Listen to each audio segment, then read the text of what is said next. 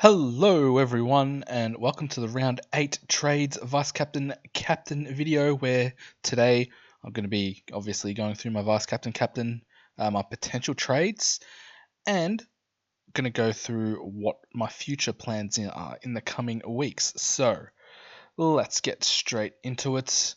Vice captain's going to be pretty simple. I'm going to go with Zachary Merritt as a vice captain. Playing the first game, and I need to go early because the loophole that I want to use would be Harry Boyd, and the captain, with West Coast playing against Melbourne. I expect Gawn to go nuts. He's in good form, so yeah, expect Zach Merritt. He's due, and yeah, I might need like a 130 or so to consider him as taking his score. Because expect Max Gawn to go nuts. Might sound crazy, probably is, with some of the captain scores that I've got for this year, but yeah, I think that's what I might do. All right, so what trades might I do? Okay, so by the way, Adam Cher is free to play, so yeah, we can keep him. I wasn't considering trading into like a Rankin at all. Anyway, all right, so trades for this week.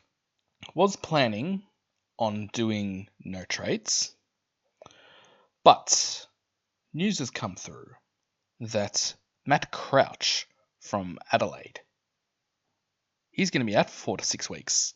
So that could open the door for one Sisiko Sid Draper. This wants to load.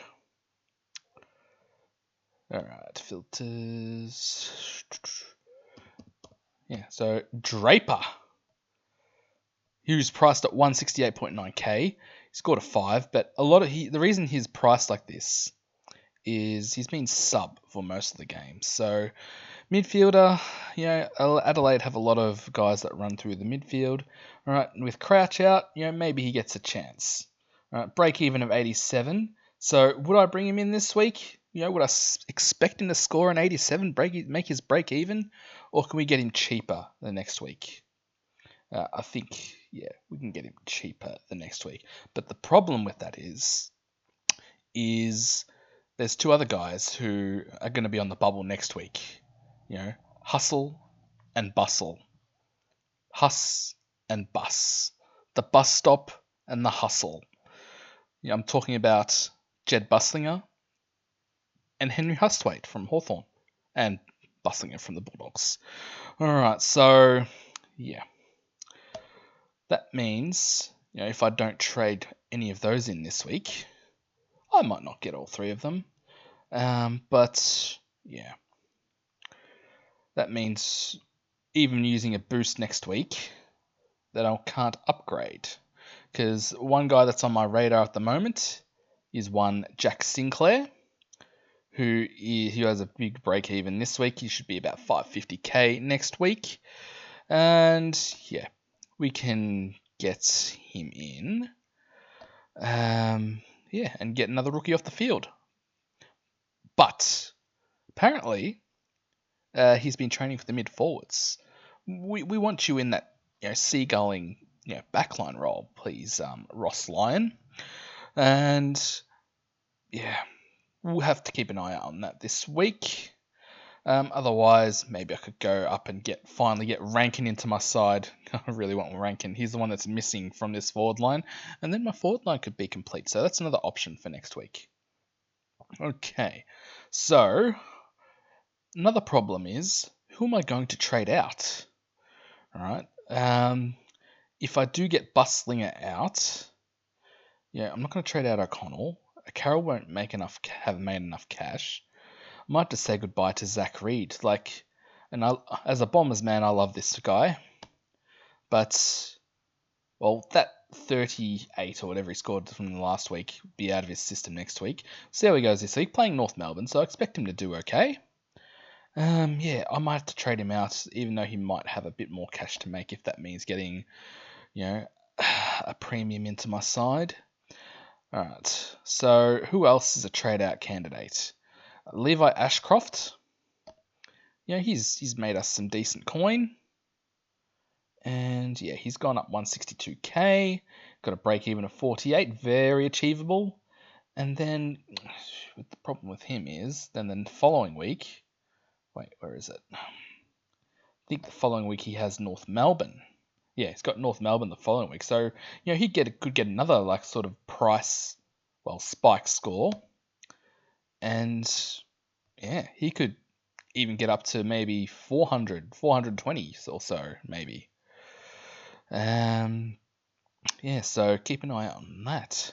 Xavier Lindsay, he's playing against West Coast, so he could have a big game here. And following weeks after that whatever he scores against West Coast would be in his price cycle.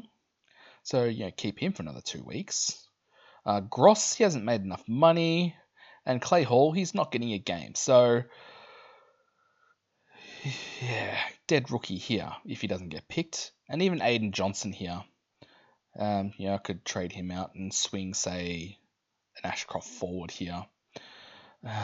Just another dead one. But at least with Clay Hall, if I say go to maybe a Henry Hustwaite early, I'm going to go through some, pros and cons for each guy. First off, Buslinger. I'm not going to trade in Buslinger this week. He's in for Zach Jones. Not Zach Jones. What's his name? Liam Jones from the Bulldogs. I just want to have another look. See, he had a good game against the Giants, but I might wait and see if he's named on the for his third game.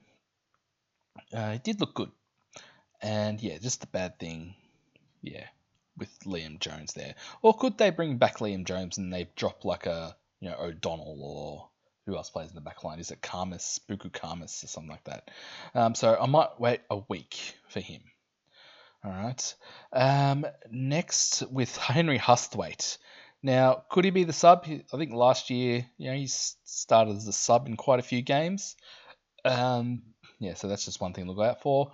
Another bad thing is, or could be a good thing, could be a bad thing. He's in for Connor Nash, who's been suspended for 4 weeks.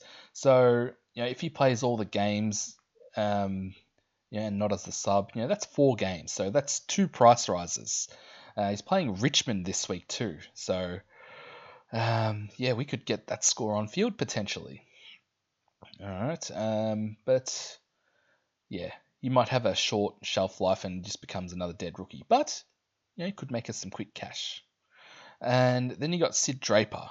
Like we saw before, he's just got that, that big break even. So he could be like 150, 155k next week. He's got the forward mid status as well. So, it could be handy for flexibility. And you've got Matt Crouch out for 4 to 6 weeks. So, and when Crouch come back, does he come through like the Sandful? Maybe, I'm not sure. I think a lot of Adelaide people, think they're a lot better without Matt Crouch in the side. But I might have to hold off and make my decision if I trade, and see team selection. Because Clay Hall gets named. Like, he's got a negative 10 break even. But Tom Gross, he had a good game in the Waffle, so he could come back. Please don't make him the sub, McQualter. We've still got, Hewitt. He's still got money to make that, nearly ton, that 90-something score against Essendon will still be in his system. He could be one to go next week. But all right. So that's the rookies, the downgrade options that I'm thinking of. I know Oscar McDonald. He's on the bubble for Fremantle defender. But apparently Luke Jackson's coming. Apparently Luke Jackson's on the plane to Melbourne. So I read. I'm not 100% sure if that's true or not. But you'd think that's he could come in straight back in for Oscar McDonald. So I don't like his job security. And then even the week after, Patrick Voss is back from suspension. So that if you trade in Oscar McDonald. What am I talking about? He could be another dead rookie. And I've already got Liam O'Connell, so I don't need another defensive dead rookie. All right, so yeah. Anyone else on the bubble? I think there was one other person. I can't remember who it is. Anyway, couldn't have been that important. Anyway, so yeah, we've got a couple of debuts this week. We've got Finbar Malley from North Melbourne, ruck forward. Very handy if he could get some games. And we've got Hugh Boxall from the Saints. So yeah, he could be another downgrade option in a couple of weeks' time. All right, so yeah, be watching him like a hawk. And please, McWalter, please, Flynn for one more week at least. Even up to the buys would be great. All right, anyway, yes. So what can I do here in terms of looping? Yeah, so it's probably Clay Hall if I go early on a rookie this week. Come out because depending if he gets named or not. All right, so vice captain, captain done. All right, what loops can we do? So we've got Zach Reed. I'm going to loop with Liam O'Connell. Zach Reed goes well. I put Carroll on the. I'll leave him on the field. If not, Carroll goes onto the field. Hopefully, he's not the sub. So it might be I might even take like a 60 or something from Reed. Kako against North. Actually, what I might do. Bring Hewitt up here. Put Kako with Cleary. Alright. And if Aiden Johnson's not named, use Aiden Johnson as a loophole. And yeah, just Hewitt there. I can't even loop. All three of these guys play in the same game. Even Lindsay plays in the same game. So maybe I'll just leave like that. I'm pretty confident Lindsay will score well. And Ashcroft, he's a pretty good rookie as well. All right, so yeah, that's my plans going into the round. Thank you very much for watching, and I'll see you in the round 8 review. See you. Bye!